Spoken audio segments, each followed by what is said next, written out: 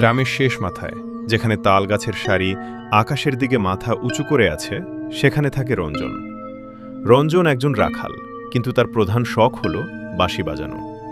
সন্ধ্যা নামলেই সে তার বাঁশি নিয়ে বেরিয়ে পড়ে, কখনো নদীর ধারে, কখনো পুরনো বটগাছের নিচে। গ্রামের মানুষ তার বাঁশির সুর ভালোবাসে, কিন্তু একটা রহস্যময় ব্যাপার আছে।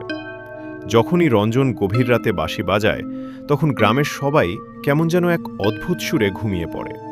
একদিন রঞ্জন নদীর ধারে বসে বাঁশি বাজাচ্ছিল। সুরের মূর্ছনায় সে এতটাই মগ্ন ছিল যে কখন রাত গভীর হয়েছে খেয়ালই করেনি। হঠাৎ সে দেখল নদীর ওপার থেকে একটি নারী মূর্তি তার দিকে এগিয়ে আসছে। নারীটির পরনে সাদা শাড়ি, চুল খোলা, আর তার চোখ দুটো যেন তারার মতো জ্বলছে। রঞ্জন প্রথমে একটু ভয় পেলেও নারীর অপরূপ সৌন্দর্য দেখে সে মন্ত্রমুগ্ধ হয়ে গেল। নারীটি কোনো কথা না বলে শুধু রঞ্জনের বাঁশির সুর শুনছিল। প্রতি রাতে সেই নারী রঞ্জনের বাঁশির সুর শুনতে আসে। নারীটি কখনো মুখ খোলে না, শুধু নীরবতা আর সম্মোহন নিয়ে রঞ্জনের পাশে বসে থাকে।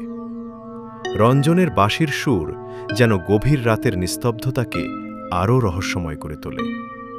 গ্রামবাসী বলাবলি করে, গভীর রাতে যে বাঁশির সুর শোনা যায় তা নাকি কেবল রঞ্জনের নয়, তাতে আরও এক অলৌকিক সুর মেশানো থাকে।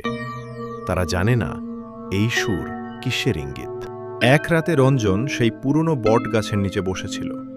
নারীটি যথারীতি তার পাশে। রঞ্জন চোখ তুলে নারীর দিকে তাকালো।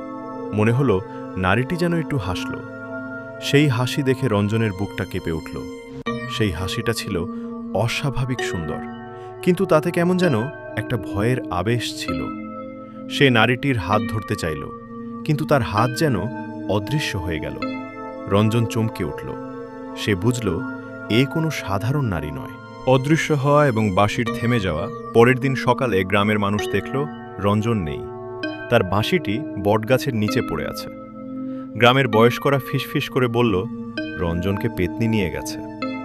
সেই দিন থেকে আর কখনো গভীর রাতে বাঁশির সুর শোনা যায়নি। তাল গাছের সারি আর নদীর ধারে এখন শুধু নিস্তব্ধতা আর পেতনির গল্প।